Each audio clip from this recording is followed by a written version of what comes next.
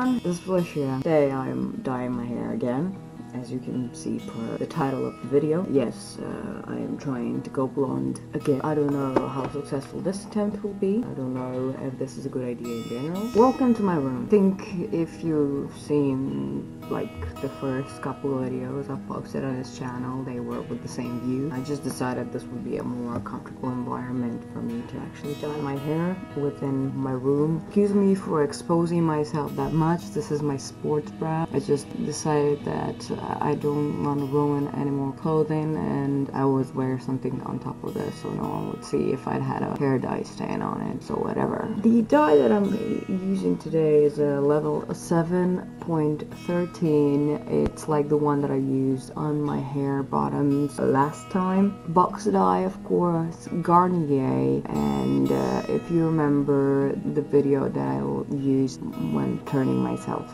blonde, I was talking about this specific Garnier box dye, the Olia one. This time it was in stock, this time it was available, this time I bought it, this time I'm gonna use it.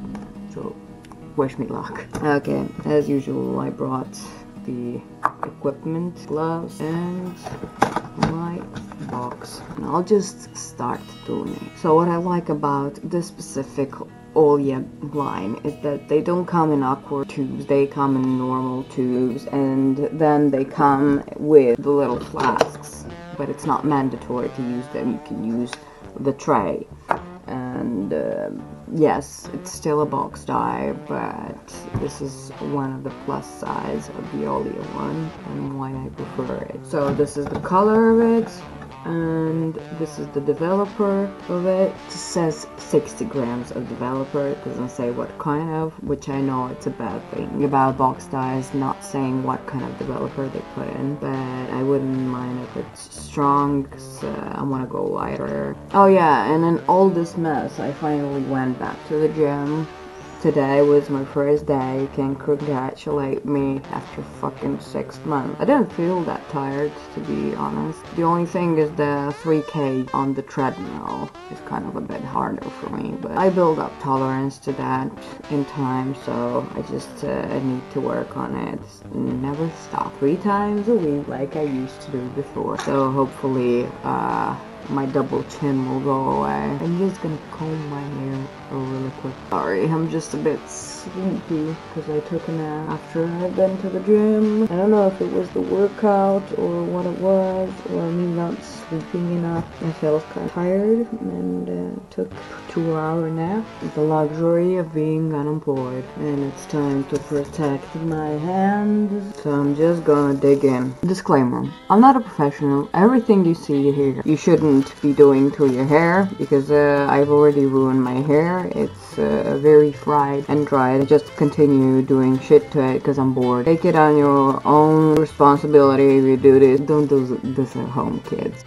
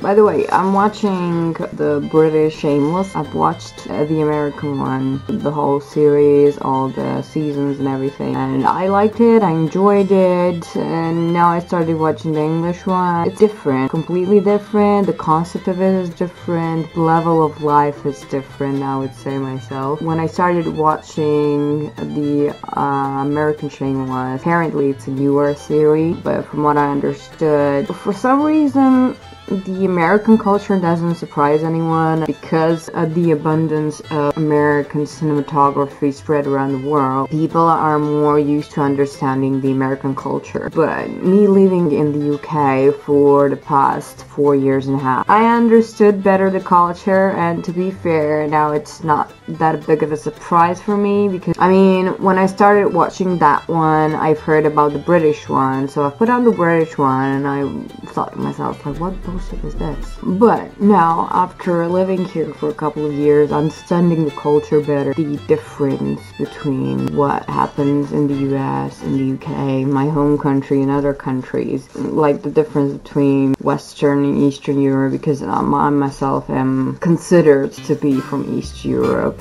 because that's how they divide it, East and West, and the American is completely different, but because I understand the culture better, I can comprehend with the subject, and it's not so bad, to be fair. So it's like with the TV show Rake. There is an old Australian Rake, really nice TV show about a lawyer and the unbelievable situations that he gets into. And the Americans created a remake, and they kind of try to mimic what happens in the other Rake. So maybe the people that watched the original one wouldn't be as surprised or would accept their version as well. This is just my personal opinion. When the Americans create a series based on something that it wasn't created in their cinematography or by them, they are trying to mimic that, so they don't say that it's their idea, they accept the fact that it's not their idea, but they would like to attract the viewer of the old idea or the old show to watch their show as well, because they kind of create a continuum of the subject, as they imply all the story within it.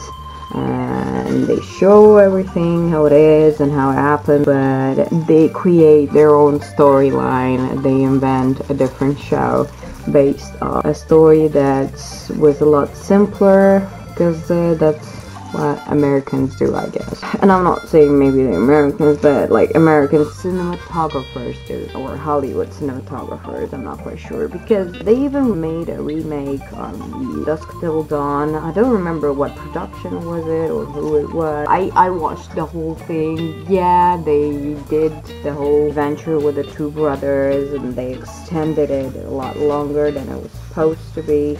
I don't really know why they did that and what was the idea of it. To be fair, for me the movie was enough. For me, for them dying was quite enough, but they just decided to do more. Just wanted to put out that insert here because I was gonna turn on and watch the series.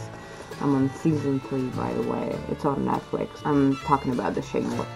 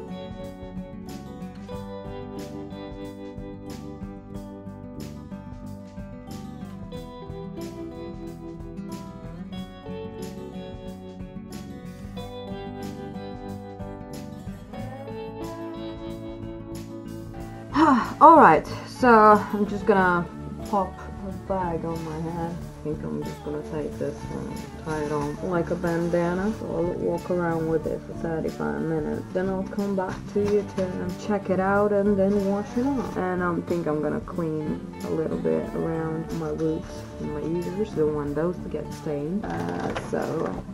Stay tuned. Hi again. It's been 35 minutes. This has gotten quite warm. So I don't know if it's gotten any lighter or not. How it developed on my hair. I'll need to throw this away. Hop into the shower and come back to you. Thank you for staying tuned. So this is how the hair looks like right now. I've washed it, I've put all my products in it. It's still wet, so we'll wait on it to dry. I'll do some makeup and we'll see the before and after. Stay tuned. Hello again. This is how it came out. This is the final color. Just a quick note, I forgot to do, this is the before picture, and this is the after picture, so judge for yourself. If you want, I'll put down below the name of the dye that I actually used. If you're interested, of course, it's on your own responsibility. I don't know, I think you need lighter hair. It just took off a little bit of that red pigment. I don't know still why I'm doing this, but I promise you that the next time I'll dye my hair, there will be a difference. Well, not the actual next time, but the 2 times after. Because I got something planned, but I'm not gonna say what it is. So prepare yourself. There's gonna be a long ride. Thank you very much for coming today. Like, subscribe, check out my Instagram in the description box, and I'll see you next time. Bye!